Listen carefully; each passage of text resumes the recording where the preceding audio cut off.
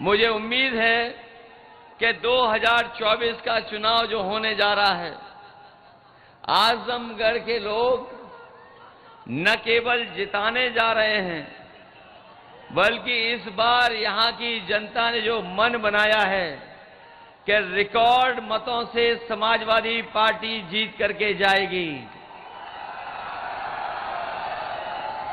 और इधर न जाने क्या हो जाता है दूसरे लोगों को, आजमगढ़ का नाम लेते ही उन्हें परेशानी हो जाती है और इतनी परेशानी हो रही है कि आजकल उनके भाषणों में भाषा बदल गई है। जो हमें और आपको 400 पार का नारा देकर के डरा रहे थे, वो अंदर ही अंदर सोच रहे हैं कि अब तो जनता ने नारा ही बदल दिया है। इस बार 400 पार नहीं, 400 हार होने जा रही है। ये जो 400 पार का नारा थोड़ी देर में समझ में आया। जिन लोगों को गिनती ठीक ठाक मालूम होगी और हिंदी को समझते होंगे सही तरीके से, 400 पार का मतलब तो यही हुआ कि 543 के बाद जितनी सीटें हैं वही भारतीय जनता पार्टी जीतने जा रही है, एनडीए जीतने जा रही है।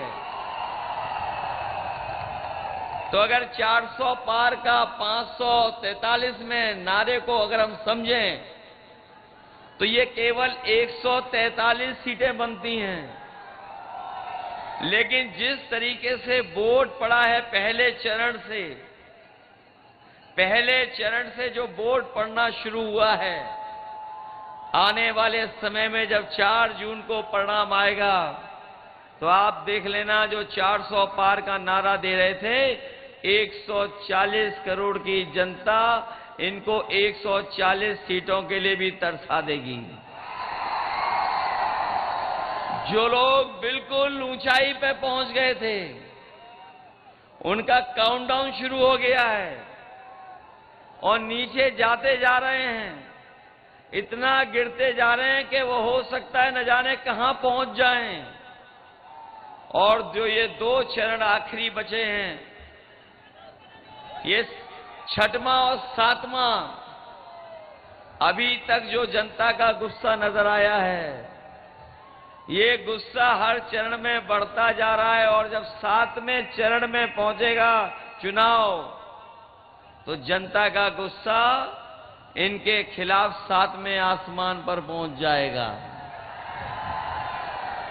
ये लोग जो बड़ी बड़ी बातें कह करके हमें आपको समय समय पे गुमराह करते रहे, जिन्होंने कहा कभी कि आय दोगुनी हो जाएगी किसानों की, हमारा किसान हिसाब किताब लगा रहा है 10 साल बाद भी किसी किसान की आय दोगुनी नहीं हो पाई।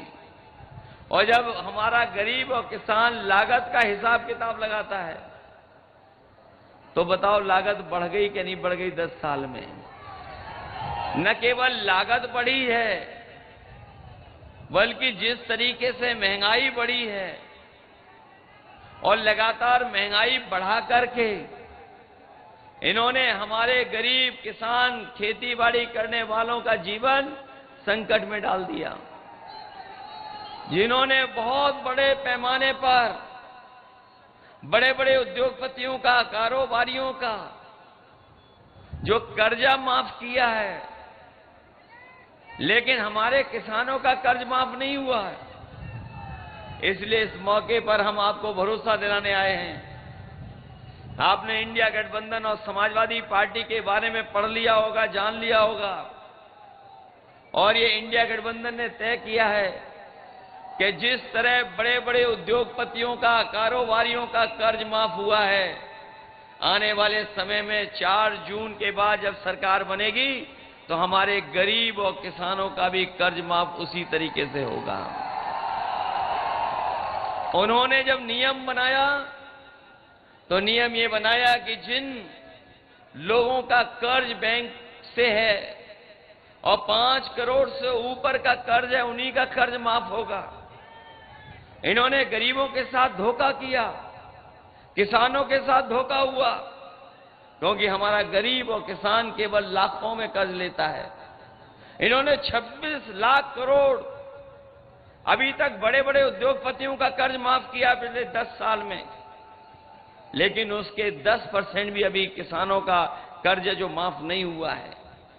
इसलिए समाजवादी पार्टी और इंडिया गठबंधन ये फैसला लेकर के चला है, न केवल कर्ज माफ होगा बल्कि अपने किसानों को लिए जो कानूनी अधिकार की लड़ाई थी कि एमएसपी के लिए कानूनी अधिकार मिल जाए, तो किसानों को कर्ज माफी के साथ साथ उनकी फसल की पैदावार के लिए कानूनी अधिकार दिला करके उन्हें खुशहाल बनाने का काम भी होगा। वहीं यहां हमारे नौजवान हमें दिखाई दे रहे हैं, ये बहुत मेहनत तैयारी कर करके परीक्षाएं देने जाते थे और पिछले 10 साल से लगातार कोशिश कर रहे हैं कि इन्हें नौकरी और रोजगार मिल जाए। नई सरकार ने नौकरी दी, न इन नौजवानों को सम्मानजनक रोजगार दिया। और जब कभी भी हमारा नौजवान तैयारी कर करके परीक्षा देने गया तो जब मालूम पड़ा और वो घर लौट करके आया तो पता लगा कि परीक्षा का पेपर लीक हो गया। जो लोग परीक्षा दे करके आए होंगे वो जानते होंगे कि एक पेपर लीक नहीं हुआ है। अभी तक जितनी परीक्षाएं हुई हैं हर परीक्षा का पेपर लीक हो गया और अभी तक जो गिनती आ रही है वो गिनती ये आ रही है कि 10 से ज्यादा परीक्षाओं के पेपर लीक हुए हैं। मैं अपने नौजवानों से कहना चाहता हूं कि ये परीक्षा के पेपर लीक नहीं हुए हैं, इस सरकार ने जानबूझ करके पेपर लीक कराया है और इसलिए कराया कि जिससे हमारे नौजवानों को नौकरी और रोजगार न मिल जाए। कभी कभी मैंने गणित लगाया उसका, अगर 60 लाख बच्चे छूट गए जिनकी परीक्षा होनी थी, जिन्हें नौकरी नहीं मिल पाई, अगर उनके मां बाप को भी हम जोड़ दें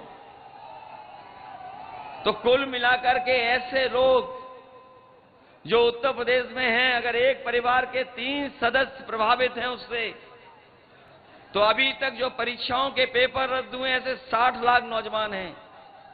अगर हम 3 का गुणा 60 लाख में कर दें तो ये कुल मिलाकर के 1 करोड़ 80 लाख होता है। और यही 1 करोड़ 80 लाख का अगर हम भाग दे दें 80 लोकसभाओं से तो हर लोकसभा में 2,25,000 वोट कम होता है। कोई भरपाई हो तो बता दो कि 2,25,000 वोट कहां से लाओगे? कोई भरपाई का रास्ता हो तो बताइए बीजेपी के लोग। इन नौजवानों का जहां भविष्य छीना है, आप सोचना जाकर के ये नौकरी केवल नहीं छीनी है बल्कि आपका 1/3 जीवन इन्होंने बर्बाद कर दिया है। इन नौजवानों का 1/3 जीवन बर्बाद हुआ है। और जो लोग ये कहते थे कि निवेश लाएंगे, निवेश को लेकर के बड़े बड़े आयोजन हुए हैं।